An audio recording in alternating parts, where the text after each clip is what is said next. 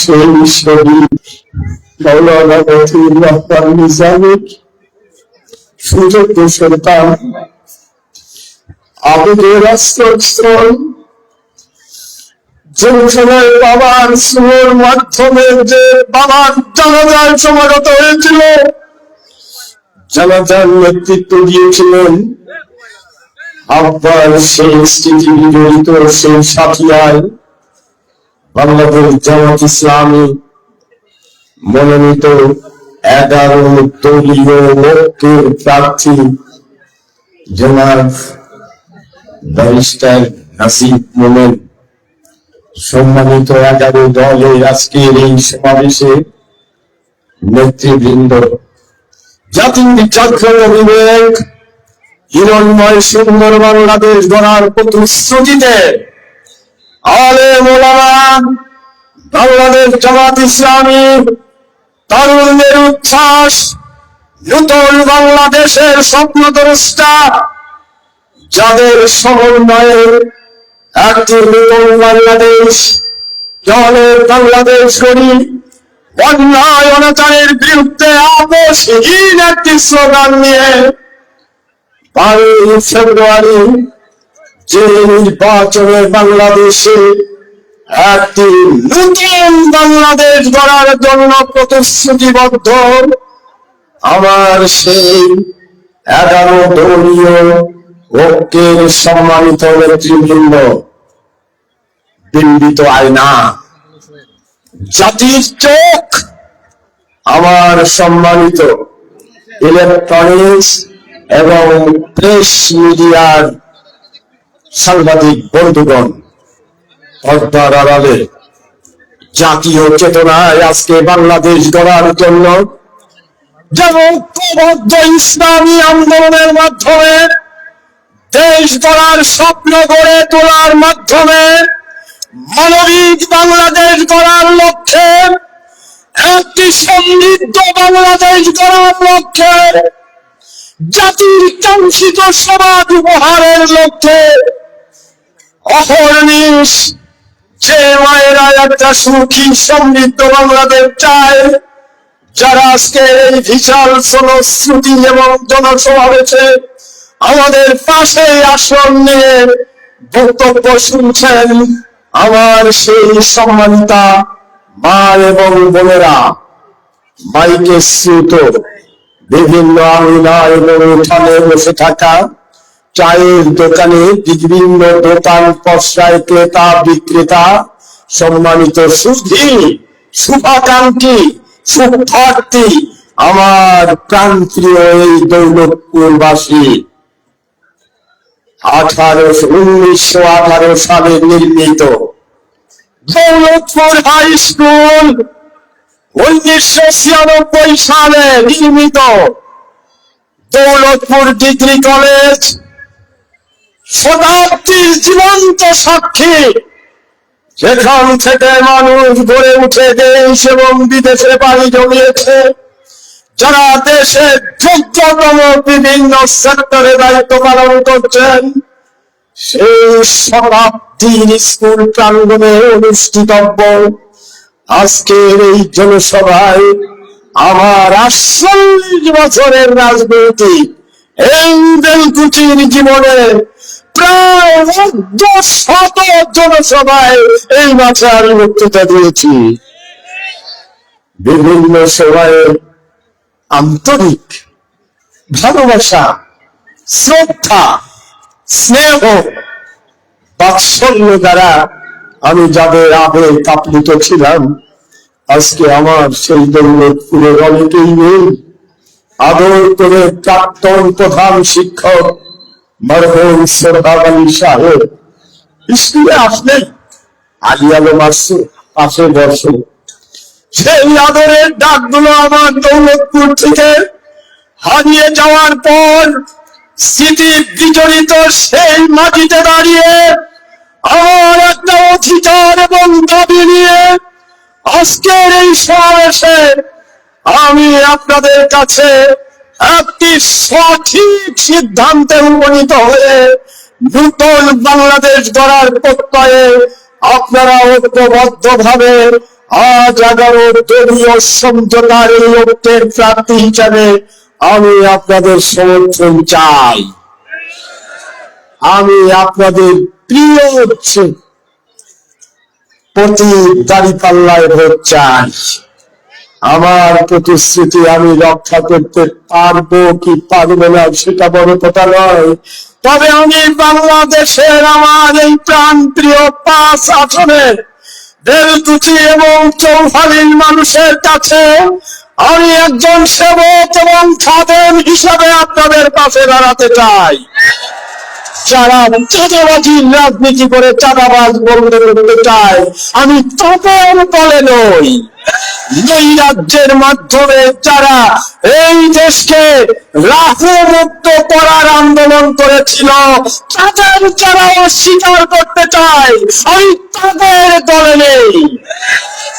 সুতরাং আমি আমার মানবিক দায়িত্ববোধে আমার বেলকুচিবাসী, আমার দৌলতপুরবাসী অবকাঠামো, শিক্ষা, স্বাস্থ্য, রাস্তাঘাট এবং মানুষের জনকল্যাণমূলক রাষ্ট্রীয় কাঠামোর মধ্যে যেটা উন্নয়ন করার একটি নীতিমালা রয়েছে, প্রতিটি নীতিমালায় আমার দৌলতপুরের নেতৃবৃন্দ নিজ হাতে উন্নয়নের চাবিকাঠি হিসেবে কাজ করবে ইনশাআল্লাহ। সুতরাং আমি আপনাদেরকে আন্তরিক অভিনন্দন জানাবো, আপনাদেরকে শুভাশীষ জানাচ্ছি। বক্তৃতা আরো লম্বা দেওয়া যেতে পারে, কিন্তু আমার প্রধান অতিথিকে বসিয়ে রেখে ভূ রাজনীতির একজন দ্রষ্টা, পৃথিবীতে যে রাজনীতি মানুষকে আজকে বিভিন্ন ভাবে বিখ্যাত করার চিত্র তুলে ধরেছে, তার ইতিহাস আজকে আপনারা জানতে পারবেন ইনশাআল্লাহ। যারা এই দেশকে নিয়ে সিনেমিনি খেলেছে, যারা নতুন করে ক্ষমতায় যাওয়ার আগে সিনেমিনি খেলার ভয় ভীতি দেখাচ্ছে, তাদের থেকে আপনাদের মুক্ত থেকে ইস্পাত কঠিন শক্তি নিয়ে মোকাবেলা করতে হবে। মহান আল্লাহ সুবহানাহু ওয়া তাআলা সৌন্দর্যমণ্ডিত সুখময় বাংলাদেশ গড়ে তোলার জন্য আল্লাহ আমাদের কবুল করুন। আল্লাহ সুবহানাহু ওয়া তাআলা চাঁদাবাজ মুক্ত একটি বাংলাদেশ গড়ার তৌফিক দান করুন। টেন্ডারবাজ আর ওই ক্ষমতা দখলের চাঁদাবাজ থেকে বাংলাদেশের রাজনীতিকে আল্লাহ মুক্ত রাখুন। সবাই ভালো থাকুন, সুন্দর থাকুন। মহান আল্লাহ সুবহানাহু ওয়া তাআলা আমাদের সহায় হন, আমাদের সাথী হন। সম্মানিত ভাইরা, আমার একটা জানা আছে, আমার এই অঞ্চলে আমার অমুসলিম ভাইদের সাথে আমার একটা দীর্ঘদিনের সখ্যতা এবং লেখাপড়ায় তাদের সাথে আমার একটা মিত্রতা। আমার এই অমুসলিম, সনাতনী এবং অন্যান্য ধর্ম অবলম্বী যারা আছে, তাদের কাছে আমি লাল গোলাপ শুভেচ্ছার মাধ্যমে সমর্থন চাই, ভোট চাই। সবাই ভালো থাকুন। আসসালামু আলাইকুম ওয়া রাহমাতুল্লাহি ওয়া বারাকাতুহু।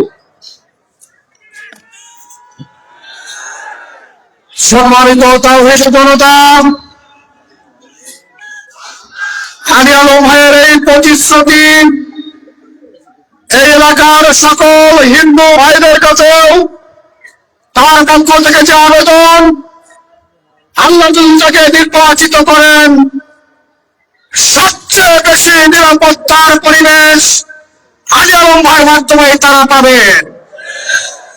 আজকের এই বিশাল নির্বাচনী জনসভায় এখন আপনাদের সামনে বিশেষ অতিথি হিসাবে গুরুত্বপূর্ণ বক্তব্য রাখছেন বাংলাদেশের শ্রেষ্ঠ সন্তান, সাবেক আমির জামাত, আমাদের অহংকার,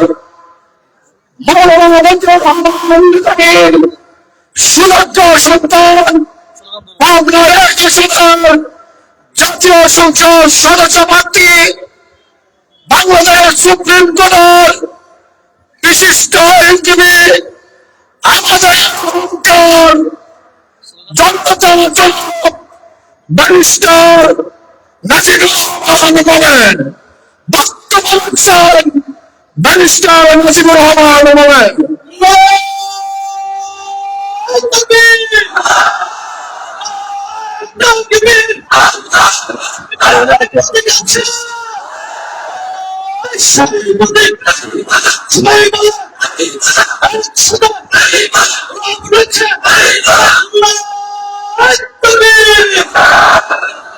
আলহামদুলিল্লাহ রাব্বিল আলামিন والصلاة والسلام على رسوله الكريم نبينا محمد وعلى آله وصحبه أجمعين। আজকের এই সিরাজগঞ্জ 5 চৌহালি বেলকুচি এনায়তপুর সংসদীয় আসনের দৌলতপুর ইউনিয়ন কর্তৃক আয়োজিত বিশাল জনসভার প্রধান অতিথি বাংলাদেশ জাতীয় সংসদের 2 বারের নির্বাচিত সংসদ সদস্য আমার শহীদ পিতা মাওলানা মতিউর রহমান নিজামীর রাজনৈতিক কলিগ, বর্ষিয়ান রাজনীতিবিদ মেজর অবসরপ্রাপ্ত মঞ্জুর কাদের, উপস্থিত আছেন বেলকুচি চৌহালি এনায়েতপুরের গণমানুষের নেতা আমার শহীদ পিতা মাওলানা মতিউর রহমান নিজামী দীর্ঘদিনের পথ চলার সাথী, নির্যাতিত জননেতা অধ্যক্ষ আলী আলম, উপস্থিত অন্যান্য নেতৃবৃন্দ, প্রাণপ্রিয় দৌলতপুরবাসী, আসসালামু আলাইকুম ওয়া রাহমাতুল্লাহি ওয়া বারাকাতুহু। আমার বক্তব্যের শুরুতে মহান রব্বুল আলামিনের শুকরিয়া আদায় করছি, যার অপার মেহেরবানিতে আজকে আপনাদের সাথে এরকম একটি পরিবেশে মিলিত হতে পেরেছি, আলহামদুলিল্লাহ। অতঃপর দরুদ ও সালাম পেশ করছি মানবতার মুক্তির মহান দূত হযরত মুহাম্মদ সাল্লাল্লাহু আলাইহি ওয়াসাল্লামের প্রতি। প্রাণপ্রিয় এলাকাবাসী, আপনারা জানেন আজকে আমাদের এই বাংলাদেশ 24শে জুলাইয়ের গণ অভ্যুত্থান পরবর্তীতে যে গণ আন্দোলনে হাজারো ছাত্র জনতা তাদের বুকে তাজা রক্ত ঢেলে আমাদেরকে একটি নতুন বাংলাদেশ পাইয়ে দিয়েছে। একটি স্বপ্ন দেখে, যেই স্বপ্ন ছিল বৈষম্যহীন একটি সমাজ আমরা গড়তে পারবো, সেই সমাজের স্বপ্ন দেখে যেই বাংলাদেশের অভ্যুদয় হয়েছিল, যেই সরকারকে আমরা ক্ষমতা দিয়েছিলাম 3টি স্পেসিফিক ম্যান্ডেট দিয়ে, যার একটি ছিল সংস্কার, আরেকটি ছিল বিচার, 3 নম্বরটা ছিল নির্বাচন। আমরা ধরে নিয়েছিলাম নির্বাচনের আগে বিচার এবং সংস্কার সম্পন্ন হবে, কিন্তু আমাদের সেই আশা পূরণ হয়নি। সামনে আমাদের যে নির্বাচনটি আসছে, সেই নির্বাচনে বাংলাদেশ একটি ইতিহাসের বাঁকে অপেক্ষা করছে, ইতিহাসের একটি যুগ সন্ধিক্ষণে অপেক্ষা করছে। সেই সন্ধিক্ষণে বাংলার জনগণ সিদ্ধান্ত নেবে বাংলাদেশের ভাগ্য সৎ, যোগ্য, খোদা ভীরু নেতৃত্বের হাতে যাবে। বাংলাদেশে কি নতুন করে সংস্কার বাস্তবায়িত হবে, আমরা কি একটি মানবিক সংস্কার করে নতুন একটি বাংলাদেশ পাবো, নাকি আবার আমাদের দেশের রাজনীতি সেই পুরানো ধারার চাঁদাবাজি, সন্ত্রাসী এবং দুর্নীতির রাজনীতিতে ফিরে যাবে? আমি বিশ্বাস করি বাংলাদেশের জনগণ সিদ্ধান্ত নিতে ভুল করবে না, ইনশাআল্লাহ। যেই 24শে আমাদের তরুণ যুবকেরা তাদের বুকে তাজা রক্ত ঢেলে দিয়েছে, ফ্যাসিবাদের চোখে চোখ রেখে রক্ত চক্ষুকে উপেক্ষা করে বাংলাদেশ থেকে ফ্যাসিবাদকে বিদায় করে দিয়েছে, সেই বাংলাদেশে ইনশাআল্লাহ নতুন কোন ফ্যাসিবাদকে তাদের শিকড় গড়তে দেবে না, ইনশাআল্লাহ। তার কিছু প্রমাণ আমরা পেয়েছি। বাংলাদেশের বড় বড় বিশ্ববিদ্যালয়গুলোতে, Dhaka university, Chittagong university, Rajshahi university, Jahangirnagar ইউনিভার্সিটিতে আমরা দেখেছি ছাত্ররা বিপুল ভোটে বাংলাদেশ ইসলামী ছাত্র শিবিরকে নির্বাচিত করে চাঁদাবাজ সন্ত্রাসীদেরকে রেড কার্ড দেখিয়ে বিদায় করে প্রমাণ করেছে নতুন বাংলাদেশে চাঁদাবাজ সন্ত্রাসীদের স্থান হবে না, ইনশাআল্লাহ। আমাদের বন্ধুপ্রতি সংগঠন বিএনপি তারা ভেবেছিল তাদের নেতা জনাব তারেক রহমান দেশে ফিরে আসার পরে তারা জগন্নাথ বিশ্ববিদ্যালয়ে জয় লাভ করবে, তাদের পক্ষে জনগণের জোয়ার উঠবে। কিন্তু তারা যদি তাদের রাজনৈতিক যে সংস্কার রয়েছে, রাজনৈতিক যে ধারা রয়েছে, সেই ধারা যদি পরিবর্তন না করে বাংলাদেশের মানুষের যদি হৃদয়ের স্পন্দন তারা বুঝতে ব্যর্থ হয়, বাংলাদেশের রাজনীতির যদি পালস বুঝতে তারা ব্যর্থ হয়, বাংলাদেশের রাজনীতিতে তারা আবারও রেড দেখবে। যে ফ্যাসিবাদী রাজনীতি কবর রচনা হয়েছিল গত 2 বছর আগে 24শে জুলাই, সেই রাজনীতি আবার তারা করার চেষ্টা করেছে। সেই 71-এর ত্যাগের রাজনীতি তারা নিয়ে এসেছে।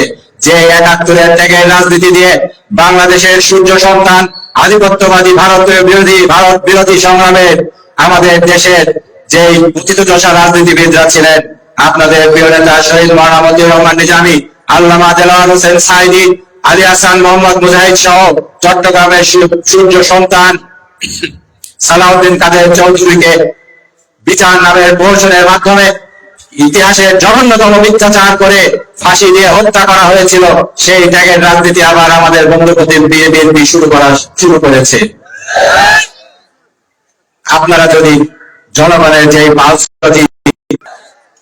যে কথা বলছিলাম, আমাদের গত 16 বছরে ফ্যাসিবাদের আমলে যখন আমরা নিষ্পেষিত ছিলাম, আমাদের নয়নের মণি সেই জাতীয় নেতৃবৃন্দকে অন্যায়ভাবে হত্যা করা হয়েছে। সেই অন্যায়ভাবে যে হত্যা করা হয়েছিল তার ব্যথা আমাদের বুকে রয়েছে। সেই হত্যাকাণ্ডের বিচার আমরা এখনো পাইনি। সেই হত্যাকাণ্ডের বিচার যদি আমাদেরকে করতে হয়, আল্লামা দেলোয়ার হোসেন সাঈদী যে প্রতীক ছিল, মাওলানা মতিউর রহমান নিজামী যে প্রতীক ছিল, তারা আজকে দুনিয়াতে নেই, কিন্তু সেই প্রতীক আমাদের মাঝে আছে। সেই প্রতীকটা কি বলেন তো দেখি? সেই প্রতীক দাঁড়িপাল্লা, ন্যায় ইনসাফের প্রতীক দাঁড়িপাল্লাকে যদি আমরা বিপুল ভোটে বিজয়ী করে সংসদে সংখ্যাগরিষ্ঠ আসন পাইয়ে দিতে পারি, আমি মনে করি জনতা তাদের রায় দিবে সেই বিচারের পক্ষে ইনশাআল্লাহ। সেজন্য আপনাদেরকে আহ্বান জানাচ্ছি, আমরা নতুন যে বাংলাদেশ গড়ার স্বপ্ন দেখছি, সেই লক্ষ্যে বাংলাদেশের পক্ষে যে সমস্ত রাজনৈতিক দলগুলো আছে, চাঁদাবাজ সন্ত্রাসের বিরুদ্ধে যে সমস্ত রাজনৈতিক দলগুলো রয়েছে, সেই সমস্ত রাজনৈতিক দল আজকে একমত হয়েছে, 11 দলীয় ঐক্যজোট গঠিত হয়েছে। সেই 11 দলীয় ঐক্যজোটকে যদি আমরা বিজয়ী করতে পারি, আমরা যদি চাঁদাবাজ সন্ত্রাসীদেরকে না বলতে পারি, তাদের রক্তচক্ষু উপেক্ষা করে আমরা যদি বিপুল পরিমাণ সমর্থন দিয়ে দলে দলে 12 তারিখে দাঁড়িপাল্লায় ভোট দিয়ে যদি আমরা আমাদের প্রিয় ব্যক্তিত্ব